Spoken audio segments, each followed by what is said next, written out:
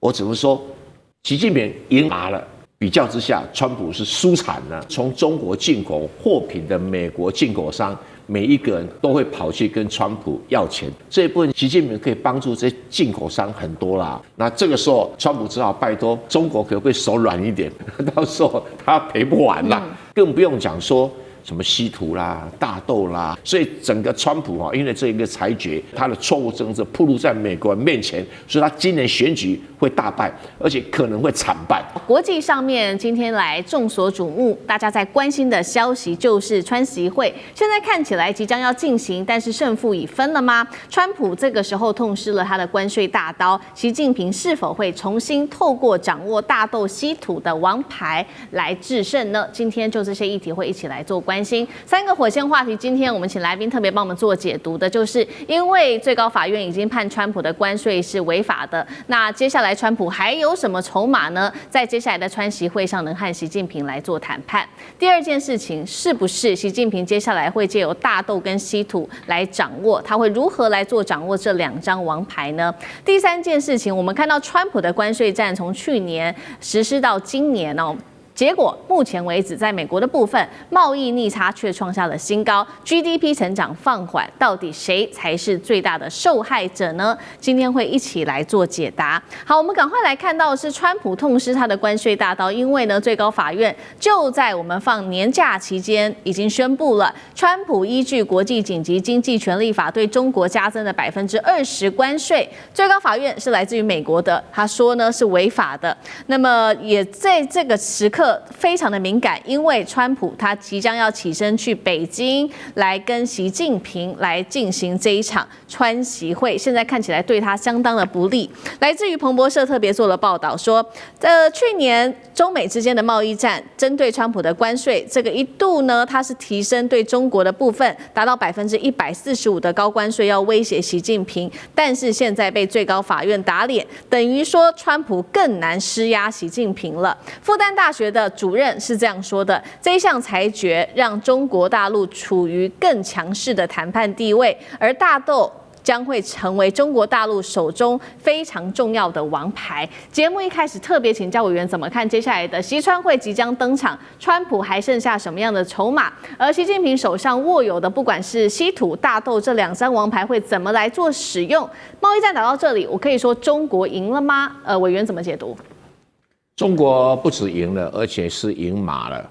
当然也不只是中国赢麻了，加拿大、墨西哥都赢麻了。因为全世界只有这3个国家被用所谓的国际紧急经济权利法课征芬太尼关税，每一个都20%，现在无效了。那无效，你说对中国有什么好处？就是从中国进口货品的美国进口商，每一个人都会跑去跟川普要钱打官司，所以川普会不胜其烦。那去打官司的时候，当然需要中国出口商提供很多资料，比如说成本啦、报价啦、通关啦、费用啦，还提到美国法院去说，你看证明这税是我交的，这个中国到出口商没有负担任何关税费用，这一部分习近平可以帮助这些进口商很多啦。那这个时候，川普只好拜托。中国可不可以手软一点？不要帮那么多，到时候他赔不完啦。光这样子的，中国就基于谈判地位了，更不用讲说什么稀土啦、大豆啦，还有很多的管制物品啦。当然了，这个美国也讲说，哎呀，我的什么 AI 晶片 H20不卖给你，现在也卖啦。为什么？因为他说只要黄仁勋愿意缴20% 的关税那就可以卖给中国。那问题是20% 关税也不台积电出的，也没有关系啊。所以我只能说，习近平赢了麻了。可是这个比较之下，川普是输惨了输惨了。他现在需要能够谈什么再来，他们可能会谈到台湾问题。台湾问题似乎是这个习近平主动提出来谈的，这代表什么含义？代表过去都是美国主动来跟中国谈。不要威胁台湾不要制造事端都是美国就是在下牌的但是现在变中国在先排了为什么？因为中国就是说倒过来把台湾当作谈判筹码。这个你要不要支持中国统一要不要支持中国和平统一你不支持的话，我接下来有些什么动作？那你要让什么步？现在是中国已经到了可以倒过来拿台湾作为筹码来逼美国退让。不一定是在台湾政策上退让，可能也会在很多地方来退让。现在我以前跟大家讲过说，台湾这个筹码不一定是美国筹码，倒过来可能是中国筹码。你要我不打台湾可以，你给我开条件来。这对习近平是大好的条件啊。因为现在美国不敢讲说，你打台湾我就跟你打，以前没有人敢这样讲了，只有那个傻不愣登的那高市早苗想要尬一脚，现在退回去了，所以台湾已经变成中国的筹码，不再是美国的筹码。当然，现在在过渡阶段，你可以看到说，好像美国筹码，好像中国筹码，其实不是。你只要仔细观察，已经变成从美国的筹码开始变成中国的筹码啦。所以这一点呢，对川普来讲，他会进退两难。那其他的这个大豆，那当然了，因为是今年要选举，所以大豆才重要。对，今年不选举，大豆就不重要。大豆是1年产一次嘛。那这个让习近平跟我谈判的地位了。但是相信的就是他们谈的不止这些经济问题也不只是台湾问题，还有很多国际战略的问题。这个比如说美国要不要支持日本加入这个所谓的安理会5常啊？中国说我绝对反对，你美国拿什么来换？是很多筹码可以谈的啦。那这个俄乌战争，你要我帮你什么忙？你自己讲嘛。然后这个伊朗问题，你要我帮什么忙？大家可以谈嘛。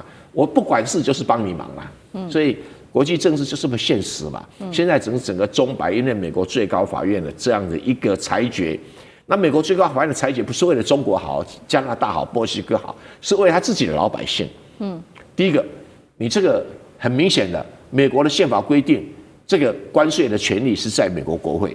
那美国国会有没有授权你？他说这个权利法案并没有授权给你啊。那你现在受害的又是美国的这企业界，美国企业界连个玩具厂商都跑出来告你啦，因为他们是受害者。现在发现原来出口厂商不是受害者，美国进口厂商才是受害者。那美国消费者是受害者，所以美国最高法院那个锤子一敲下去，心里面是很坦然的嘛。输的是你川普，因为证实一件事情，川普刚开始都说，这个是贸易逆差，是这个被外国剥削，赚你钱是真的，但剥削是假的。你自己心甘情愿买，你不够买也不能跟别人买啊。还有更重要，他讲说，让我们美国制造很多的失业，你讲什么谎话？美国失业率现在只有4%，中国失业率还5%多还有欧洲的失业率都比美国高啊！我不知道你在讲什么。对，所以整个川普因为这一个裁决，整个他的错误政策暴露在美国人面前，所以他今年选举会大败，而且可能会惨败。所以他现在是防止大败变惨败的过程。好，所以我们看到美国最高法院的这一场判决，现在看起来对川普来说，整体看起来是相当不利。那针对于中美之间的谈判，接下来的习川会有什么样后续的影响？等一下我们请杨老师来继续带我们看。那等于说，目前中国大陆手中除了掌握大豆稀土跟台湾问题的这个主导权之外，我们也来看到现在中美之间在彼此的进口市场的份额到底表现如何？商务部来自于美国的商务部最新的统计说呢，中国大陆从美国进口的市占率已经正式的跌破10%，创下2000年以来最低。等于说中美之间的贸易现在是在加速脱钩，但是呢，要注意到另外一个数字又比较不一样了，也就是美国从中国进口的这个金额3080亿美元，虽然是下降了，但是其实占比还是蛮高的。那上海的复旦大学学者他认为说，最高法院的裁决接下来会推升中国大陆对美的出口，但是重点来了，接下来中国厂商也对川普很没有信任感，所以恐怕影响中企对于美国的投资。老师怎么看接下来的川习会？我们看2024年的时候，中美的贸易总额是6881亿美元。到了去年2025年，现在确认数字不到6000亿，所以呢，你就从10几%降到只剩9点多%，就占美国的整个市占率，它的的确确是降低了。这个当然跟关税有关，那当然也跟就是中美之间的贸易战、科技战这些都有关系。可是它显现的几个数字，我们更深层、比较深刻的去看哈。第一个，就最重要的是这个美国的这个贸易市场替代哈，其实尤其是劳力密集的东西，过去中国所做的，事实上是大概是主要甚至是唯一的进口来源对美国市场。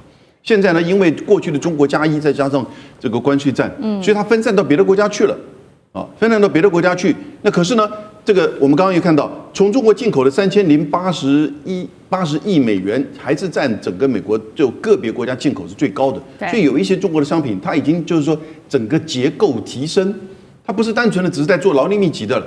有一些电池啊，有一些这个其他的东西啊，其实都从中国进口。因此呢，它的量还是在提高，还是占第一。可是它总量是在减少，因为有一些劳力密集到别的国家。那到别的国家对美国什么影响？现在美国不只是对中国课税，对全世界课税。所以你到别的国家去，从别的国家进口，并没有因此便宜。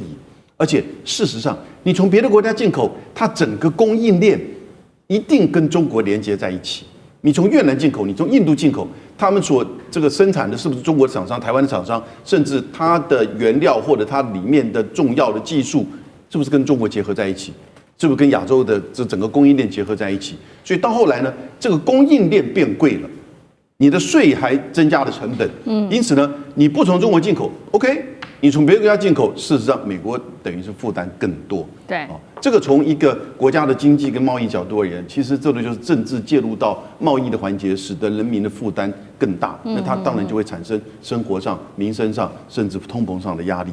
那我必须要提到，另外也就是说，其实中国现在当然它也就扩散到非美市场，你看到欧洲、东南亚，然后呢拉丁美洲，现在都是第一大贸易伙伴。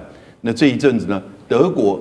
中国大陆又成为德国的第一大贸易伙伴，所以呢，美国虽然失去第一大贸易伙伴，总量降少，但是呢，它的产品的这个结构在提升，然后呢，美国就跟别的国家去买，其实最后还是跟中国供应链结合在一起，更贵的东西进口到美国，也就是说让大家都赚一手。的这种说法，那中国大陆呢，也因为这样子而去开拓的就是非美贸易，这当然也跟川普的贸易战，它不只是对中国课关税，它对全球课关税，那大家也开始愿意去跟中国更进一步加强贸易关系，所以整个川普根本就真的是川建国，现在是真的是帮助中国大陆贸易的拓展，然后呢减少对美国的依赖，这都是真的。我们看到24年到25年。的一个发展趋势。所以整体来看，川普的关税战打到现在，减少了对中国商品的购买的依赖哦，但是跟其他国家购买其他国家商品，反而造成美国自己的进口商品的这个费用变高了，消费者自己去买单。川普原来他关税战的利益就是要振兴美国的制造业跟经济，但是我们也要来看到现在有几个数据真的是打脸川普。首先，在美国的最高法院裁决这一项决议的前一天，美国公布它的去年2025全年贸易逆差1.24兆美元，创历史新高。第四季度 GDP 只有1.4%，远低于市场的2.8%，而且通膨仍然在持续。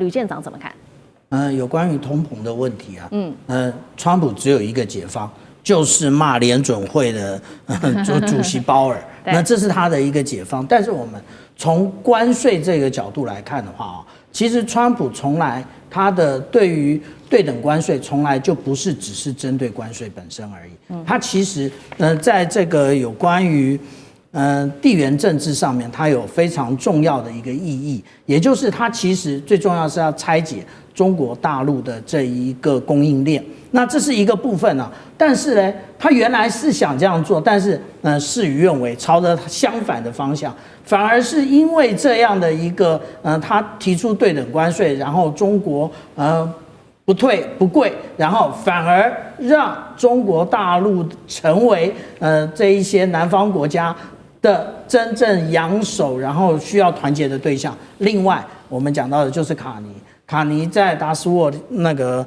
论坛里面讲到的，中等强国必须要团结一起，因为大家都被川普欺负得很惨。这个也就是我们讲到说，如果说从这一个关税来看是如此，但是如果说从美国国内的经济来看我们可以看到这个是有关于实际 GDP 的一个变化的状况。其实我们应该看的是从第一季开始，因为第一季其实是跟川普就任开始。可是如果我们这样看，现在就是才刚刚过去的第四季，其实是最糟糕的这个部分，因为关税所产生的所有的副作用，通通在这里产生。那而且呢，我们这边所看到的，也就是这个有关于私人国内的一个投资的总额，其实在不断的萎缩，但是个人消费的支出，我们在这边可以看到这个深紫色的这个部分啊，那其实我们看到这一个时间是感恩节所造成的这个黑色星期五的这个大采购啊，那但是呢，它还有一部分，也就是圣诞节的预期心理。那但是推到这个时候，其实只剩圣诞节了。但是我们来看这一些部分呢，也就是川普是怎么讲的？川普说，其实为什么我们看到这一个有关于紫色这个部分，也就是货物及服务进出口的部分完全的萎缩。跟谁有关？跟国会有关啊！他直接甩锅国会，因为国会关门嘛。那关门不是他认为不是他造成的，但是实际上来讲，这个是国会对于牵制川普的一种方式。所以我们看来看去啊，那其实川普要为这个第4季的这个 GDP 的大幅的缩减负最大的责任。观众朋友，今天节目一开始，赶快来先关心，在今天的一整集的节目当中，我们要特别来回顾，包括在去年还有在今年整体的经济表现。我们今天会分非常多的层面来一一剖析。首先，现在要来关心到的就是有关于美债的问题。美债现在出现了失速列车，会否拖垮美国呢？今天我们会一起来做关心。好，过去10年大家会买美国公债，都会认为说它是非常安全的一个避险的工具，一直代表的就是美元霸权。但是这个神话是否从去年开始可以说是正式的破功呢？我们先来看到一些统计数据，是来自于这个美元神话是否破功的一些支撑。去年5月的时候，可以看到穆迪它直接下调了美国的主权信评，美债直接痛失了它的3A 原本的地位。那么债务现在总额美债已经冲破了36兆美元，光是利息的支出首度就突破了1兆美元大关。并且我们看到，在民主党跟共和党两党的恶斗当中，去年我们特别观察到，美国政府关门创下了史上最长天期，达到了43天，导致经济是一度的停摆。华尔街日报这边特别也做了一个示警，一向都是比较挺华府的，但是华尔街日报这一回说，2025年就是美债光环消散的一年了。好，我们来看到这些美银的首席策略师他怎么给投资的建议。他说呢，再来下半场的时候，2020年代下半场投资原则，他认为只有一个，就是除了债券之外，你什么都可以买。他特别提到了30年期的美债价格已经腰斩了，包括直接影响到日本的公债重挫幅度高达45%，这不是短期的修正，他认为就是长期债券的一个大熊市的一个发展。另外，我们看到历史学家他也回顾了一些从历史上面来看一个国家未来的前景，特别提到任何大国，如果你在你的国债利息上面支出是高于你在国防上的支出的话，代表未来它的伟大地位其实不会维持的太久，真的是这样子吗？我们要请教上这个怎么看今年美债2026年的整体发展，会不会成为拖垮美国的一根稻草？特别回顾到会不会重演当初西罗马还有奥图曼帝国债务压垮霸权这样子的一个现象发生吗？我讲美债长久以来，过去来讲是全世界当中最稳定的东西，但是在2025年出现了大的波动。那么这个波动也不是突然性的。首先，美国债务或美国政府的债务，严格来说是在美国所有的这个经济结构里头，它是一个心脏。因为一个国家政府它到底欠了多少钱，这个债务本身还不还得起，它当然是一个国家政府运作的最核心的部分。那么过去来说，为什么过去的美债也都欠啊？那因为全世界把这个美国，我们知道美国作为一个霸权的体现，就来自于特别是它的金融货币。那核心无论是美元作为全世界的一个通行的货币的标准，然后包括美国股市吸收了全世界所有的资金在华尔街在投资或炒作，而这里头汇集到政府的心脏其实就是美债。所以过去美债来讲，除非美国倒了，这个国家亡了，否则这个美国的这个美债当中，它还是一个存在的一个最核心的价值。因此，美债虽然是美国欠了这么多的债务，但它是全世界的所有其他的国家买它的美债，而且作为一个不会倒、应该不会倒的国家，所以长久以来，那么这个作为可以投资，而且有利息。因此，美债本身的利息长久以来都是我们在观察，包括美国经济或全球经济动荡的指标。2025年就出现动荡了。首先我们知道，2025年是所有前几年，包括中国在内，甚至连美国最友好的日本，包括欧盟，都开始减持，还有沙特阿拉伯、沙特都开始减持国债、美债。那么在2025年减持的比例是加速的。而且，川普就任之后呢，对于整个美国政府的这个怎么用这个政府，它可以说是波澜壮阔的，所以使得大家对于美国政府的这个稳定性跟安定性来讲，大家有所畏惧。因此，美债就使得我们刚刚强调的，过去来说，长期的，比如说5年、10年的这个长期的殖利率，它利息都是很稳定、偏低的。但是呢，没想到大家对于美国5年后的债务、10年后债务，觉得风险很大、很害怕，所以都抛了。所以因此变成是那怎么办呢？只好提高利率。所以我每次看到长期的这个殖利率如果偏高的时候，就表示这个东西，包括我们最近日债也是哈，日本的这个货币债务也是一样，国家债务也是，大家就觉得不想持有。那所以市场上只好抬高利息让大家来买。那我想2026年这件事情，它影响性是如何？我认为还是在看美国政府哈，因为我们都知道现在美国这种明尼苏达州的这种内部的这种碰撞，也让美国社会也进入了逼近内战的这样子的不安。那么包括现在美国的这些债务问题，还是不断的在川普政府的即使受了关税，还是不断的加深哈。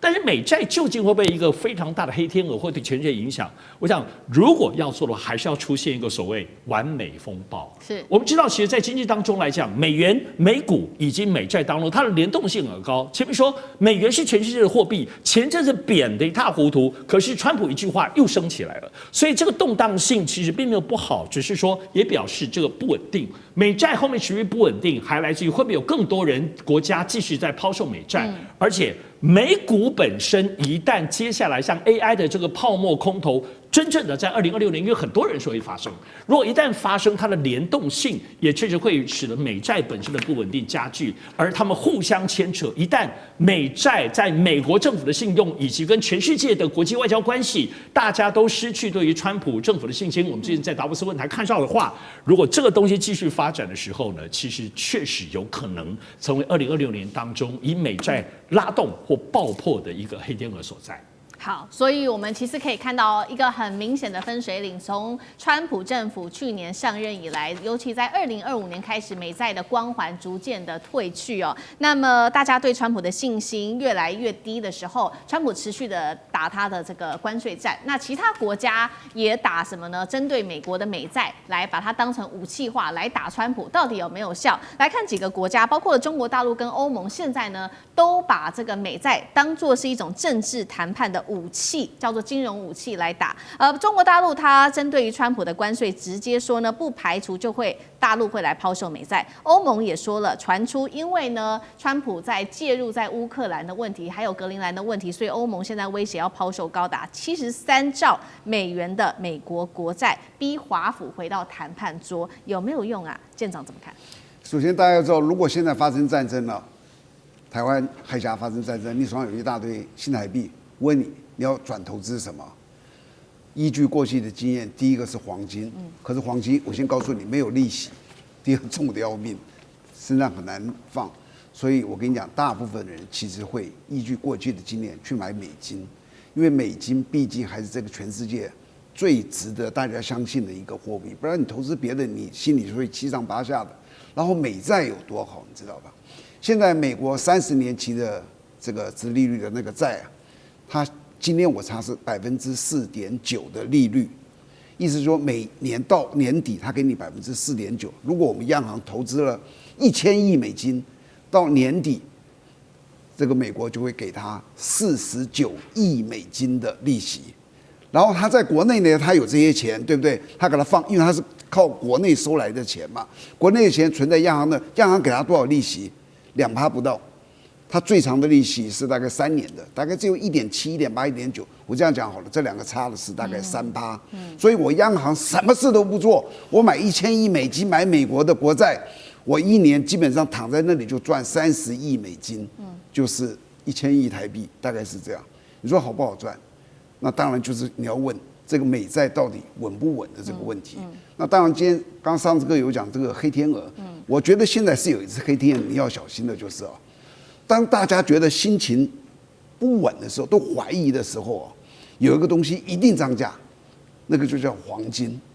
因为黄金是全世界人类最原始、大家最信任的货币，所以当大家心里在怀疑的时候，金价一定涨。那你知道最近金价涨得不得了，所以如果我能够在过年的年初的时候给你一个建议，请你今年操作股市你一定要谨小为慎。因为当黄金一直在涨，那代表整个全世界，因为这个金价不是我决定，不是你决定，全世界对这个东西是有一点怀疑的。那至于你说这个各国为什么有的卖有的买呢？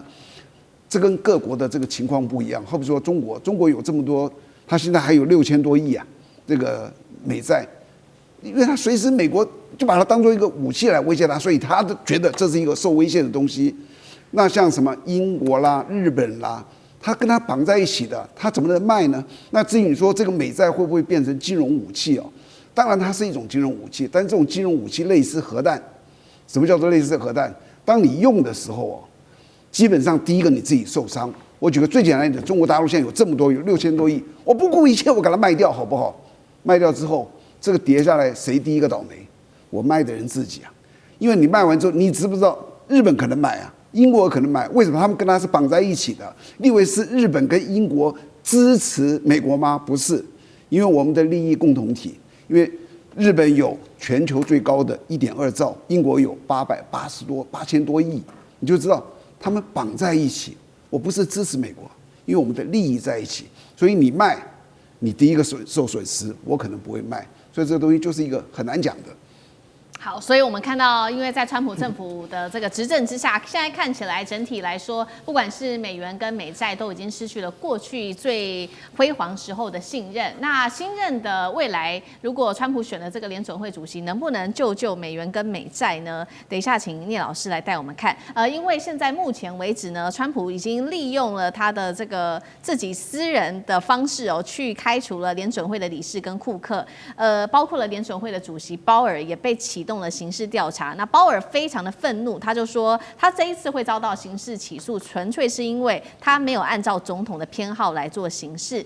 那么今年1月底，大家知道就是川普提名的这一位是 Kevin Warsh， 他接掌了联准会。确实，现在大家认为说这个是不是一个政治指令，而不是联准会不再独立了？所以可以看到美股、美债都跌，那美元也同步转弱。Kevin Warsh 能够改变现在美元跟美债大家对他的不信任感吗？还是他会追随川普的意思？老师怎么看 ？OK， 我觉得波威尔生气难过当然是其来有自了，但是你要知道，你这个人如果不够智慧，你就会可能碰到这样的遭遇。我觉得你看川普这个人，你就是要忠心嘛，你就是要听话嘛，你不听话不忠心，你一直要保持你的这个公正超然立场。他当然要欲加之罪，何患无辞呢？告诉你说，你装潢的，我盖的 building 都算是你的，我就是要告你。你知道他现在很惨。但重点是，他是一个算某个角叫老实人，那以学经背景不一定输于他这个川普提名的 Warsh， 但是我跟你讲 ，Warsh 假设提名经过他要经过参议院通过嘛，他是1月30号提名的，他如果上来的话，你觉得 Warsh 跟 Powell 有什么差异？我觉得是灵活度。我跟各位报告一下，我们今天时间非常短暂，如果你要我来分析 Warsh 这个人跟川普的关系以及他未来的走向，还有看他历史为什么川普会选他，而从某个角度，川普不该找他的，为什么？他叫做鹰派，他被定义叫鹰派。鹰派是 contractionary 的 monetary policy， 是紧缩货币政策的人。谁？川普不是要降息吗？不是要 expansionary 吗？不是要扩张性的货币政策吗？那为什么要这样呢？我跟你讲，各位要解读经济学会有点学理啊。这个已经55岁的1970年出生这个人，当然他大学其实也不是读经，他是读公共政策。然后他后来他是 Stanford 的，然后到哈佛大学读的也是法律，他跟这个财经有什么关系？有，他毕业之后呢，因为他有旁修一些跟经济相关的债券资本市场，还有市场这个经济的学。其实对我们来讲，其实那三脚猫的旁听课，可是他进到了实业界。他刚毕业不久，在1995年到2006年的时候，实务在 Morgan Stanley 做过副总 VP， 蒋茂联有些副总做白金理专的，只是这个玩金钱游戏也没什么，可他够活。然后到2006年，他当然就进到了 Fed。你要知道，在 Fed 的时候，他可以到后来他又回去到2018，但重点2011就下来了。你知道为什么？因为大家不爽，因为他反当时的 QE2， 这个是一个重点。为什么？大家还记得吗？金融海啸 QE1 在什么时候？在2008年12月时候丢出了1.725兆。第二次的 QE2 在2010年的11月6号到2011年的6月8个月，每次750亿乘以8是6000亿，加起来是2.325兆。当 QE3 的400亿和 QE4 的450加起来850，在2013丢了1年，总那时候就是外债务就冲出 QE 就冲出债券多了3-4兆。我现在一个重点，他为什么要反？奇怪了，不是要救市场吗？那时候是欧债危机，第一次是救金融海，第二次救欧债危机。他反的原因是因为他发现通膨起来了。虽然当时不消费，因为这通膨是一个问题。他说你只要丢这样的货币供给增加，你知道我们货币让这个钱流出来有2个，一个降息是这个管价的货币政策，还有一个是那个降准创造货币供给，这是管量的货币政策哦。当然 QE 属于非传统的货币政策。好，那现在重点你会把通膨拉高，因此我不赞成这样那 QE2。好，他退场了，被人家讲他是鹰派，其实不是。各位要去了解他主要的目的是不要通膨。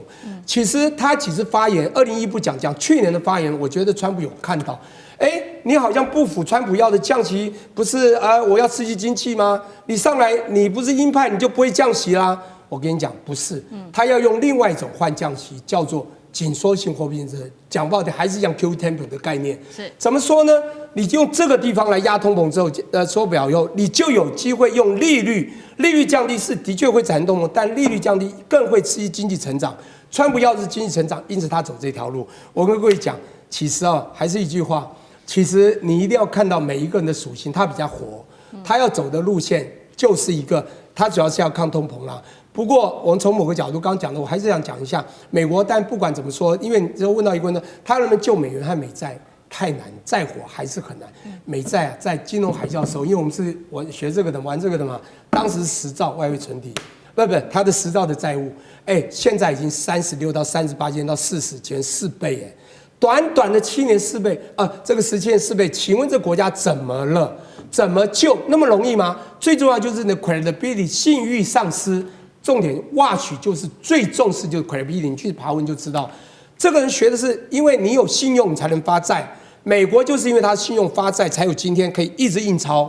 但是去年2025年10月，中国尝试在香港发了1笔40亿美元10年期债券，结果得到全球去买单，10倍美国自己发的同样利率10倍的认购率。我告诉你，信用已经看到了。中国的信誉远超过美国，所以你要去救美国的美债的信誉有点困难。赶快来关心今年的国际大事，也就是在4月份，习川会正式的登场，会不会成为美中的大交易场呢？接下来我们会关心这当中台湾跟俄乌会不会沦为大国的交易筹码？今天我们会一起来做关心。好，先来看到3个火线话题，我们今天会帮观众朋友来特别做解答。第一个，川普4月就会飞北京了，那这边呢，他是说呢，习近平也会进白宫，在年底的时候会展开合作。这场川习会接下来如何左右接下来中美之间的关系呢？还是会互换交换筹码呢？今天一起来做关心。第二件事情是，习川会要登场之际，高市早苗接下来他会去美国，那么普丁则是人会去中国大陆。接下来会看到世界的2大势力，也就是美日对上中俄，这个是新冷战成型吗？还是双方在为习川会来垫高彼此的筹码呢？最后我们也会来关心，在习川会还没开始之前，俄乌战争的时间表会是先出来吗？战场现在不是在前线决定，难道是在谈判桌上由政治来决定俄乌战争的前景吗？今天就这些议题，我们会一起来做关心。好，2026年首场的习川会刚刚说了，预计4月份就会正式的展开了。那么在展开之前，我们先来看到今天哦，可以看到有非常多场的这种全球元首的外交都会在今年正式的启动。先来看 Politico 正式的点名，川普最快在4月的第1周呢就会前往北京。那么川普自己也说呢，中国国家主席习近平则是在年底的时候会访问白宫。他认为现在双方的互动是相当良好的，等于说中美之间是一来一往的。同时，今年的4月份大家还记得吗？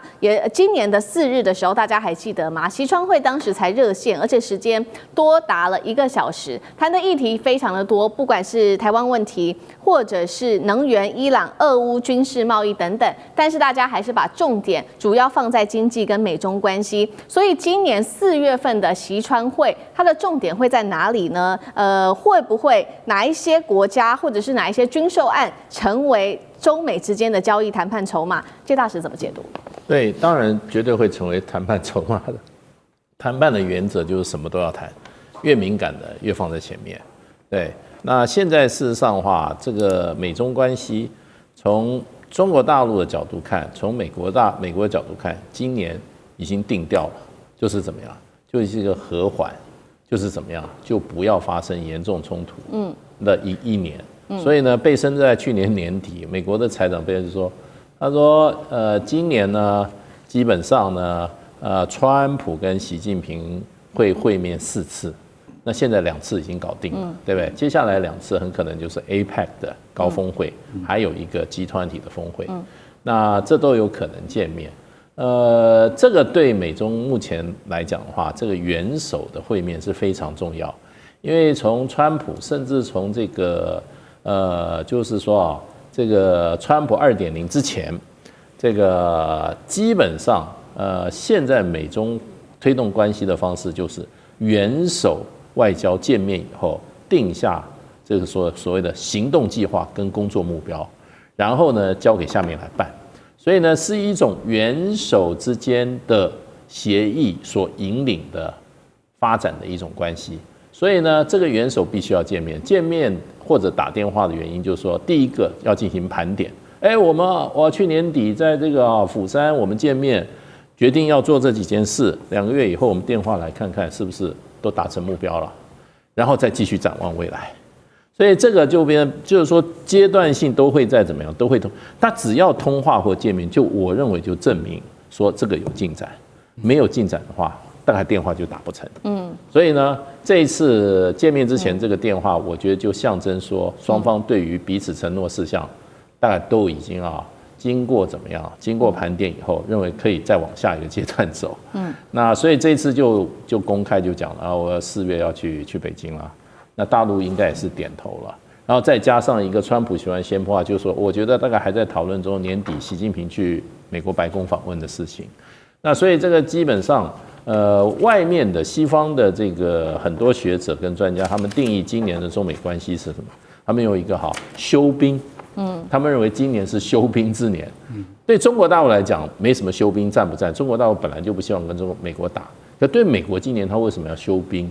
这美国人讲的，我们今年跟中国关系为什么休兵？因为川普先生要选举，其中选举，这在11月，11月以后会发生什么事，没有人知道。川普先生翻脸跟翻书一样，对，可他现在有需要，休兵。那我觉得中国大陆基本上看川普的话看得很清楚，就是说，即使你在这个其中选举失败了以后你还有2年。你起码在白宫还有3年，正常状况下，你当然不要发生意外了，那就变成就是说，你不可能心力，可是你也不要捣蛋，就是说我会让你把你掌控在你不要对我造成太大伤害的情况之下。那所以对川普来讲，中国大陆答应的事情也蛮简单的，其实川普要的东西也不是很大，一个稀土。另外一个就是什么？就是你买点我大豆、小豆、中豆吧，什么你都买吧，对。那这个很容易让川普很高兴，因为这跟他选举有关系。那其他贸易的纠纷这些部分已经大概就是 freeze 在那个地方，不太会再动。那现在就是台湾问题。那军售的部分，川普是唯利是图的。他以前川普1.0就说：“哎呦，台湾原来这么有钱，可以买这么多东西。”所以第1任的时候，他卖给台湾的军售就非常的大，那就是比他前任都大。那到了第2任的话，他怎么会不卖呢？所以现在就有人说他已经准备了，好像是200亿美元的嘛，项目要准备台湾来买。不过中国大陆，我想在这个问题上一定是不会放松的。所以这一次在这个新华社有关习近平跟这个川普的这个会谈以后，中间有关台湾的问题，就是说，希望美方务必在这个在台湾军售台湾问题上要什么？要审慎行事务必，他用务必2个字。那这些事情会不会让美中之间就破局了？我认为也不会，因为中国大陆事实上它是从全面看对美国问题的，那会斗而不破。然后呢，在可能预期到川普期中选举以后，川普就会弱势，可是弱势做坏事还是一样可以，所以就变成就是说看3年，看3年。所以对川普来讲的话，就是未来3年，希望川普不能够做好事，也尽量不要做太多的坏事。好，那我们也看到说，中美的势力在2026年会不会就是暂时休兵？但是中美对抗的势力绝对会持续的存在。那其他的国家在这个时候是不是又分成2派来做竞争？一派是有关于日美之间的合作，那另外一派就会在中俄。我们也特别来看到几个即将要发生的事情，就是高市早苗宣布的嘛，他在他的众院选举成功之后，宣布3月要进白宫，强调日美同盟，也抛出修宪还有军事的正常化，这是日美关系的加强。另外一方面，另外一头是中俄的加强。普丁已经接受习近平的邀请，上半年他会访问中国大陆，正式为世界画出2条分隔线吗？那么这2条路线是不是也是在为接下来的习川会来预做暖身？上这个又怎么解读？我想，中国跟俄罗斯这2国跟美国跟日本，虽然我们乍看之下，如果就经济体来说，那么大家各有擅长。但是呢，就政治跟所谓的军事实力还是不能比中俄自己本身都现在是全世界的前3大强国。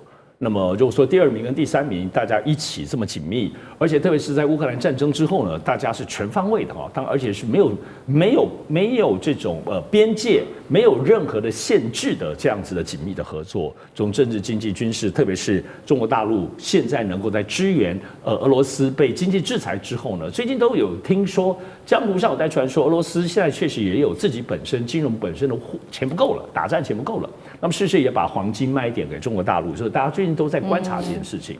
但美国跟日本不一样，我觉得我们可以看川普，他在包括先前在对待高市早苗的时候，各位你们要知道，川普的眼中只有强人才可以跟他站在一起。